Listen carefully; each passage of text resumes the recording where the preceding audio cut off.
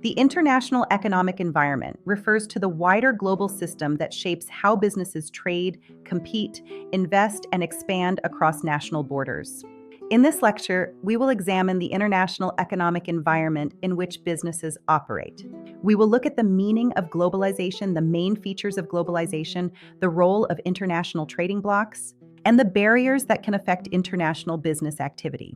It is influenced by trade policies, economic cooperation, market access, regulations, and the many barriers that can either support or restrict international operations. Globalization is the process through which national economies become increasingly interconnected through trade, investment, production, technology, finance, and the movement of people, capital, and information across borders. For business, this means that firms are no longer limited only to domestic opportunities. They can source materials globally, sell products internationally, access skills from different countries, and operate in markets far beyond their home base. There are several key features of globalization. The first is trading blocs. Trading blocs are formal agreements between countries that reduce trade barriers and make it easier for businesses to trade across borders. They can increase market access, lower costs, and reduce restrictions. The second is the international mobility of labor and capital. Labor mobility refers to the movement of workers between countries, while capital mobility refers to the movement of money and investment across borders. These allow businesses to recruit skills internationally. The third feature is international currencies. Widely used currencies, such as the US dollar and the euro, make international trade more practical by simplifying transactions and reducing some forms of exchange uncertainty. The fourth feature is multinational corporations. These are businesses that operate in more than one country. They benefit from global reach, economies of scale, access to resources, and the ability to adapt operations to different markets. The fifth feature is international business communication. Modern digital communication systems allow firms to coordinate production, logistics, customer service, and management decisions quickly across different countries. The sixth feature is international payment systems.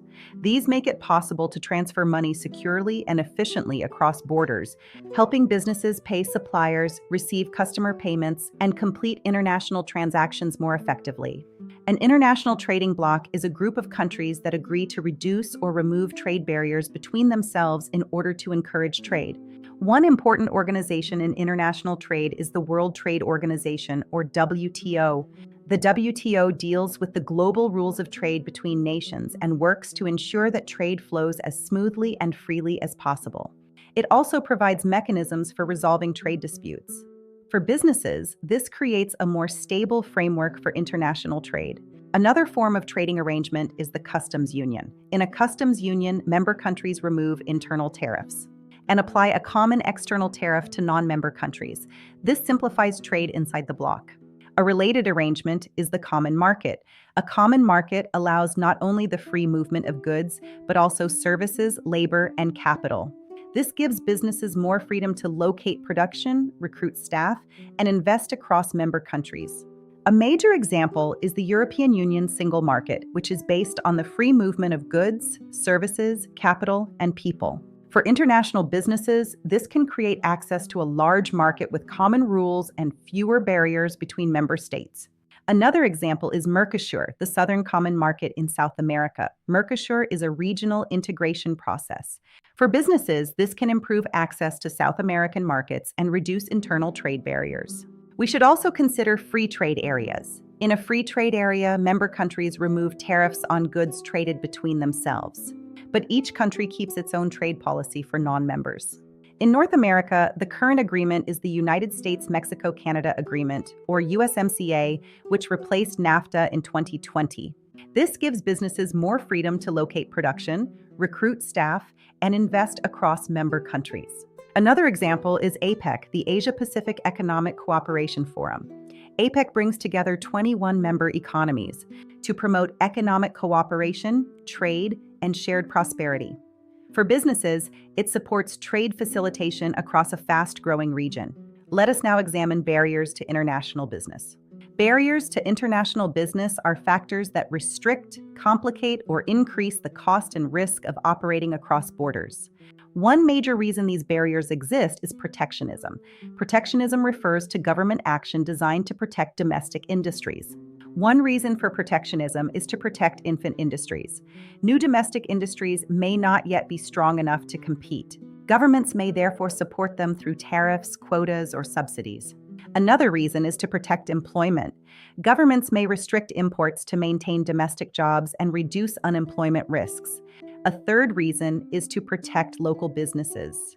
Smaller domestic firms may struggle to compete against larger multinational corporations that benefit from scale, finance, and international reach. Now let us look at the main methods used to protect markets. The first is tariffs. Tariffs are taxes on imported goods. They raise the price of imports and can make foreign products less competitive. The second is customs duties. These are charges applied to goods entering a country. They increase the cost of cross-border trade. The third is currency restrictions. These are controls on access to foreign currency or on the movement of funds across borders. They can make it harder for firms to pay suppliers, move profits, or manage international transactions. The fourth is quotas. Quotas limit the quantity of certain goods that can be imported. This directly restricts market access. The fifth is subsidies. Subsidies are financial support given by governments to domestic businesses. They make local firms more competitive. The sixth is legal restrictions. These include laws, regulations, ownership limits, or product standards that foreign firms must meet. There are also wider barriers to trade that businesses must consider. One is trade restrictions more generally, including import and export controls. Another is exchange rate volatility. Currency values can rise or fall unexpectedly, affecting prices, costs, and profitability. A further barrier is legal and regulatory difference. Businesses must comply with different legal systems and standards in each country. There are also financial requirements, such as high taxes or costly compliance obligations that increase the expense of doing business. Another issue is operating risk. Political instability, weak infrastructure, and security concerns can all make international activity difficult. Finally, there are economic sanctions. These are restrictions placed on trade with certain countries or organizations. In conclusion, the international economic environment is shaped by globalization.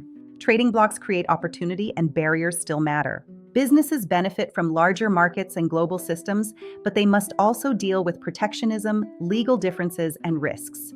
Understanding this environment is essential for making sound international business decisions.